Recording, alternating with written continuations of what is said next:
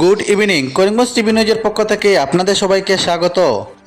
14ই August 1947 ইংরাজি আজকের দিনেই ভারতবর্ষ দ্বিখণ্ডিত হয়েছিল এবং সেই বিভাজনের ফলে এক বিভীষিকাময় পরিস্থিতি তৈরি করা হয়েছিল, যার ফলে অবিভক্ত ভারতের এক বিরাট অংশের জনগণ তাৎক্ষণিকভাবে চিরতরে বাস্তুহারা হয়ে ঘরবাড়ি এবং আত্মীয় স্বজনহারা হয়ে নিজ ভূমি পরাভূত হন। সেই কালো অধ্যায় স্মরণের উদ্দেশ্যে আজ করিমগঞ্জ জেলা বিজেপি কার্যালয়ে বিভাজন বিভীষিকা স্মৃতি দিবস পালন করা হয়। স্বাধীনতা দিবস প্রাককালে ভালো খবর, এটা দ্বিগুণ হবে ভারতের সামরিক শক্তি। ভারতীয় সেনাবাহিনীকে সমৃদ্ধ করতে আসছে ইন্টারকিলার মার্কিন যুক্তরাষ্ট্র থেকে। MQ-9B ইন্টারকিলার কিনবে ভারত। রিমোট কন্ট্রোল ড্রোন বাড়াতে শক্তি বাড়াবে ভারতীয় সেনাবাহিনীকে সমৃদ্ধ করতে আসছে ইন্টারকিলার। প্রাথমিকভাবে নৌবাহিনীর এই ধরনের 15টি ড্রোন পাবে। এরপর সেনা ও বিমান বাহিনীর জন্য 16টি ড্রোন কেনা হবে। MQ-9B ইন্টারকিলার 40,000 ফুট উচ্চতায় 40 ঘন্টা উঠতে পারে। ড্রোন ক্ষেপণাস্ত্র উৎক্ষেপণ এবং স্মার্ট বোমার কাজে ব্যবহার করা হবে। ভারতীয় সেনাবাহিনী নভেম্বর-ডিসেম্বরের MQ-9B ইন্টারকিলার পাবে।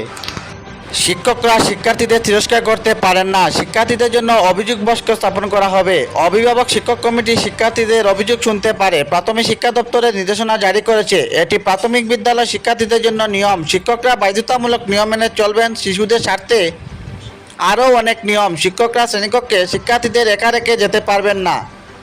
উপরোক্ত শিক্ষকদের অবশ্যই শিক্ষার্থীদের চারপাশে দৌড়ানো এবং হাঁটু গেড়ে বসতে বাধা দিতে হবে। তরুণ শিক্ষার্থীদের কাজে তাদের মতামত প্রকাশের ব্যবস্থা নিন। মুখ্যমন্ত্রীর কার্যালয়ে এ বিষয়ে নির্দেশিকা জারি করেছে। নতুন শিক্ষানীতি সম্পর্কে উত্তর রাজ্যে জরুরি বৈঠক করলেন মুখ্যমন্ত্রী। সভায় এ সিদ্ধান্ত নেওয়া হয়। পূজার আয়োজন করা হয়েছে 2014 ইংরেজি থেকে ভারত মাতার পূজা হয়ে আসছে। আর এইবার 11 বছর আমরা সবাই মিলে সহযোগিতা করে এবং জনসাধারণের সবার সহযোগিতায় আমরা ভারত মাতার পুজো শুরু করেছি এবং আশা রাখছি মা ভারতের আশীর্বাদে আমরা সফলতার সাথে পুজো সম্পন্ন করব।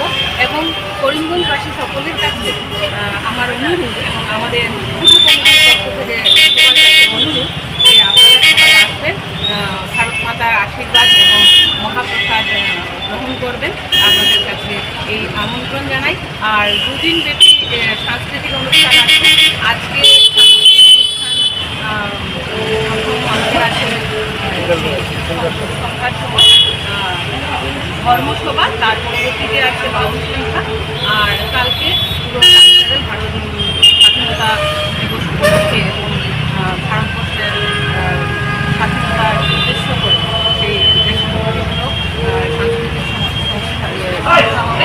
আপনাদের সবাইকে সেই দুদিন ব্যাপী যে সাংস্কৃতিক সন্ধ্যা হবে সেই সাংস্কৃতিক সন্ধ্যায় আপনাদের উপস্থিতি কামনা করছি।